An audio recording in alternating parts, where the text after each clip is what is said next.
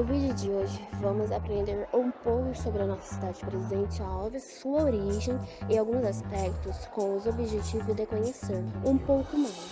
Em 1856, como consequência do declínio econômico do extrativismo de ouro em Minas Gerais, muitos produtores buscaram outras fontes de subsistência. No ano de 1888, com a exaustão das terras no Rio de Janeiro e a abolição da escravatura, os paulistas encontraram mão de obra nos recém-chegados imigrantes italianos e espanhóis, e os imigrantes aos poucos ganharam parte das terras em que cultivaram. As plantações de café começaram a tomar lugar que antes era mata. Os que tomavam as terras acabavam entrando em conflito com os indígenas caigangues, que eram os nativos da região. O desenvolvimento só chegou em 1904 com o avanço das linhas férreas. A estrada de ferro se expandiu em busca de locais povoados como aqui, aumentando os confrontos com os caigangues, deixando a população indígena de 4.000 indígenas que no início do século XX restaram apenas 163. Em 1905, nasceu Presidente Alves, que se desenvolvia com plantações de café. Em 27 de setembro de 1906, era inaugurada a estação, que era feita de forma precária. O novo prédio foi inaugurado em 26 de outubro de 1916 e atualmente abriga o Projeto Criança. Novas ruas foram abertas perto da ferrovia, como a Viúva e a João Pessoa. O antigo povoado do Alto Tabacal passou a se chamar Presidente Alves, em homenagem ao presidente da época, Francisco de Paula Rodrigues Alves. Tornou-se município em 2 de dezembro de 1927, pela Lei de número 2216, como município instalado e datado a 28 de março de 1928, instituída como Distrito de Paz de Presidente Alves. Desde 30 de novembro de 1944, o Distrito de Paz de São Luís do Aricanga foi anexado ao território alvense, desvinculando-se do município de Avaí, por força da Lei 14.334. O alemão Luiz Wolff plantou nessas terras 10.000 pés de café em 1907, dando início ao ciclo do café em nossa cidade. Em 1925, uma crise atingiu a região noroeste. Presidente Alves, contudo, manteve-se sólida, devido à força do comércio em São Paulo, resistindo às crises. Entre os principais moradores da cidade estão Joaquim Pereira de Carvalho, que hoje dá nome ao estádio municipal, Coronel José Garcia, que doou o terreno para a construção da escola, onde hoje é a prefeitura municipal, Mário Pimentel e Antônio Domenech. São pessoas importantes para o município por terem dedicado valiosa contribuição para os primeiros passos da cidade. Em 1928, Presidente Alves contava com cerca de 10.000 habitantes, 374 residências, 150 estabelecimentos comerciais, 37 estabelecimentos industriais e 58 propriedades agrícolas. Estavam registrados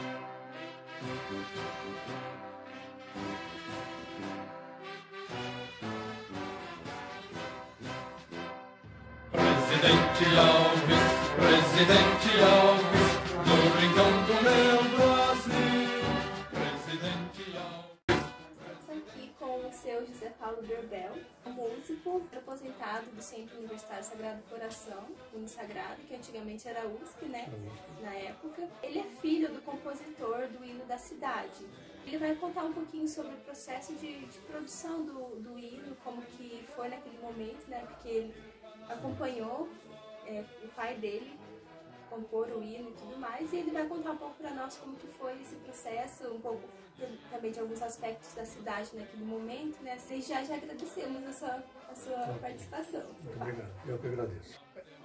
Bom, eu agradeço aqui o convite para falar propriamente mais do hino da cidade e um pouquinho da cidade como era antes. Eu vivo aqui há mais de 60 anos, então eu posso falar um pouquinho daquilo que a gente presenciou, mais focado no hino, que é o objetivo maior.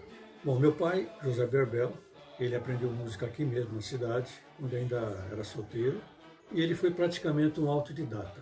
Ele aprendeu apenas um ano só com o maestro que havia na cidade. O maestro foi embora e ele continuou sozinho por conta. Por isso nós falamos que ele é um pouquinho autodidata.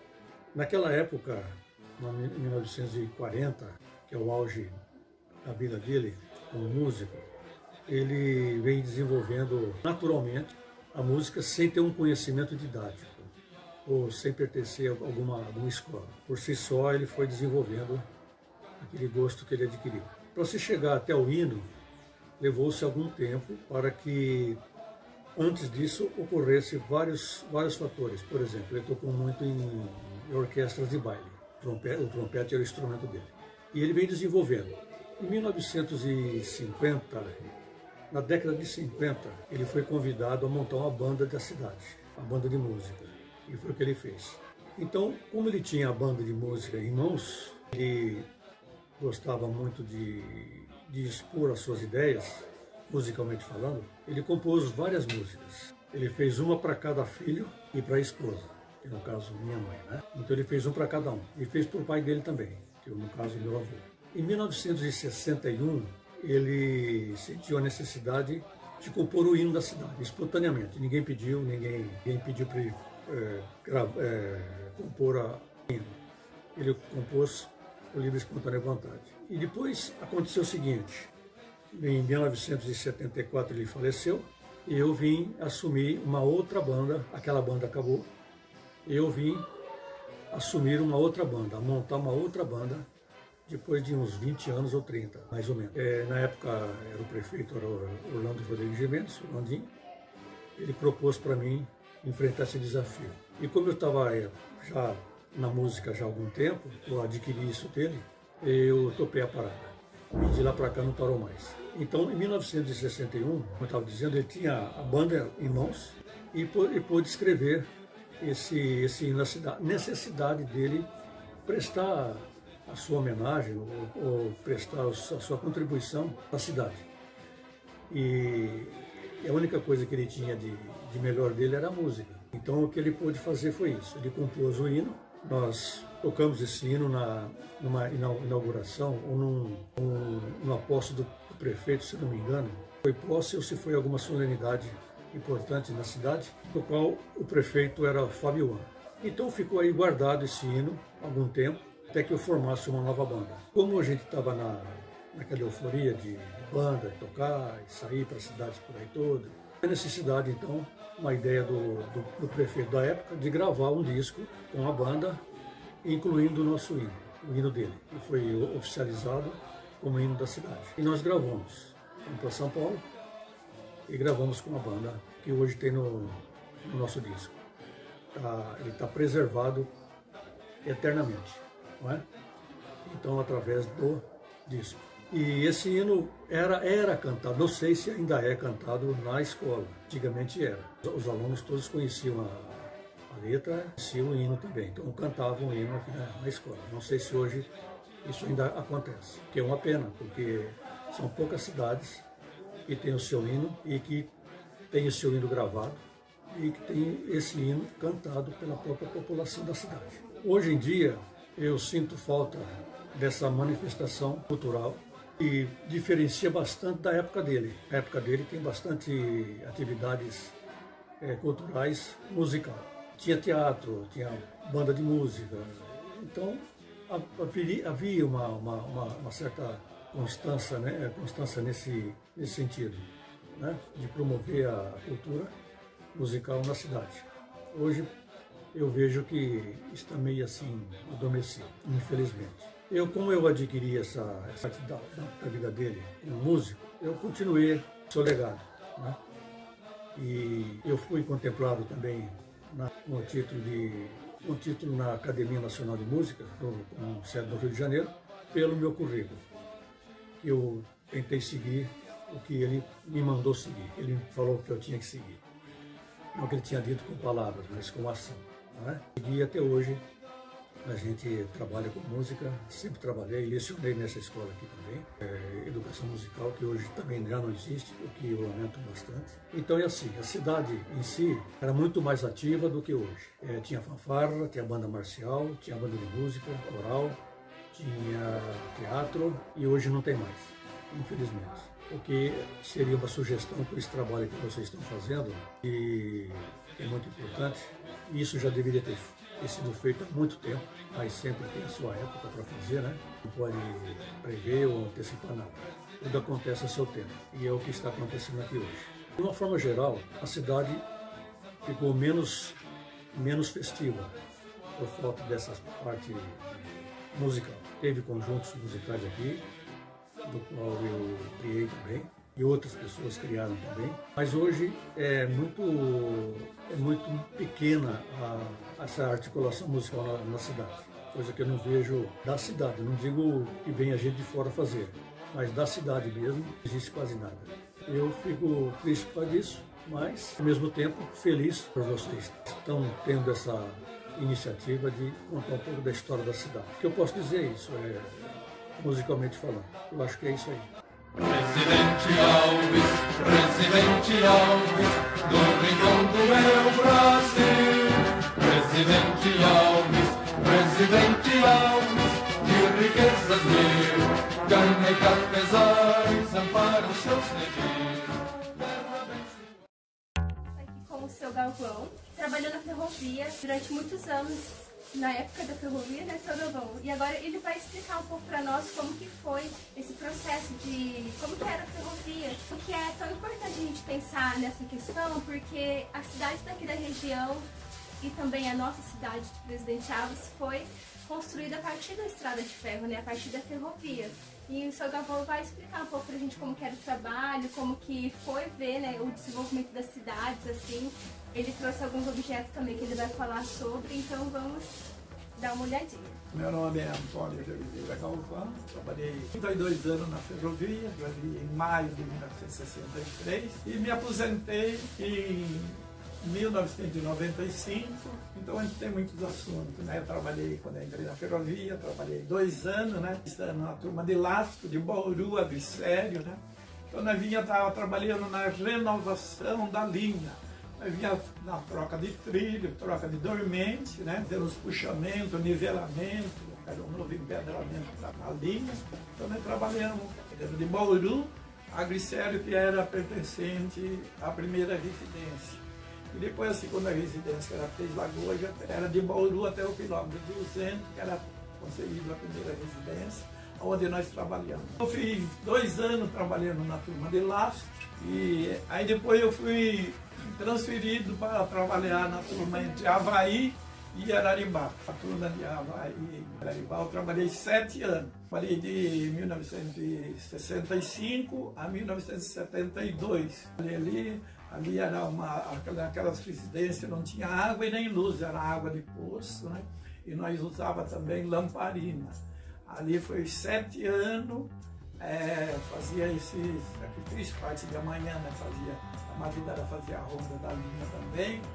E era o serviço nosso do dia a dia, e onde a gente gostava também de trabalhar na ferrovia. Depois, aí precisou de um auxiliar de feitor dali em Valdepalma. Aí a própria ferrovia mesmo transferiu eu ali para Valdepalma para trabalhar também ali. E ali também não tinha água e nem luz. Foi 12 anos, então foi 19 anos trabalhando na ferrovia, né? Usando lamparina e também água de poço. Mas ali nós estávamos acostumados já. Trabalhei ali do ano de 1972 até no ano de 1984. Em 1980 eu fui transferido já para o concurso, né, para feitor, né, que aqui hoje considera como supervisor 2. E ali eu trabalhei de feitor ali, quando foi em 1984 eu fui transferido para Nogueira, continuando na mesma função de supervisor 2, feitor, né? E ali, quando foi em 1987, aí eu fui convocado para fazer um treinamento para mestre de linha, que é considerado como supervisor 1. Aí eu fui até fazer uns estágios, né? Onde a gente foi para em Guararapes, onde nós tiramos esta foto, lá em Guararapes, né? Eu levei 10 empregados, trabalhava na turma de Lastro junto com nós, então eu levei esses empregados para nós trabalhar lá, auxiliando a segunda residência, que era lá em Guararapes. Mas lá eu fiquei um mês, né? Toda semana a gente vinha para casa. Eu morava em Nogueira, vinha para casa. Mas trabalhei lá 4 semanas lá em Guararapes, auxiliando aquela turma lá. E é até emocionante, é até gostoso, relembrando do tempo. Filosofia, mas é gratificante essa convocação que eles fizeram para a gente a passar alguma coisa sobre a ferrovia. É motivo de alegria também para nós, né? E ali, irmão, conforme a gente fez aquele treinamento, quando foi no fim do ano de 1987, aí teve um concurso para supervisor de linha, mestre de linha, né? Então, onde a gente foi convocado também para fazer esse concurso, onde veio o supervisor 2, né, que é considerado feitor, desde Corumbá, Bauru, todo esse supervisor veio fazer este concurso para disputar 2 vagas. Uma vaga presidencial e outra vaga vice. E ali Deus preparou também para pegar uma dessas vagas.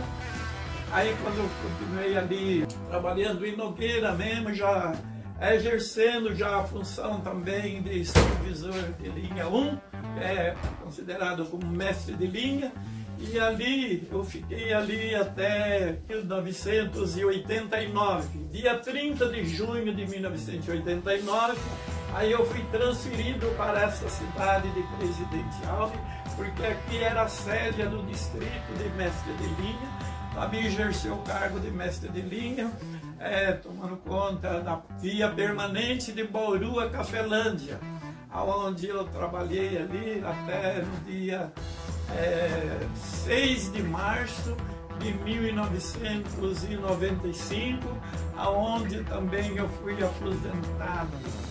Aposentei nessa data, onde eu trabalhei esse tempo todo, trabalhei de 63 a 1980, né, trabalhei na classe de trabalhador e depois, de 1980 a 95, trabalhei na parte da chefia, 7 anos e meio como feitor e 7 anos e meio como mestre de linha.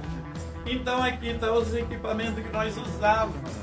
Esse aqui, quando não estava chovendo, nós usava chapéu Panamá. E quando esse aqui foi do tempo de trabalhador, eu usava esses capacetes. Aí quando fui para mestre de linha, então eu usava esse capacete cinza. Era o equipamento de mestre de linha. E aqui também está a capa que nós usava quando chovia.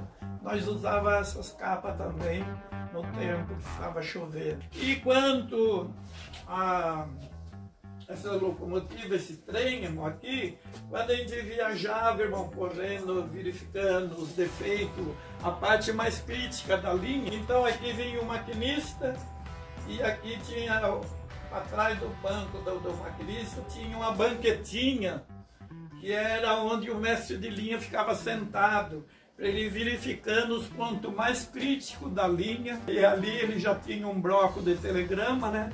Onde estava o ponto mais crítico da linha. Então ali ele fazia um telegrama e aonde o pessoal estava trabalhando, aqui ele saía, que tinha uma portinha aqui, ele saía aqui, ele vinha até aqui, chegando na parte da escrivo aqui, ó.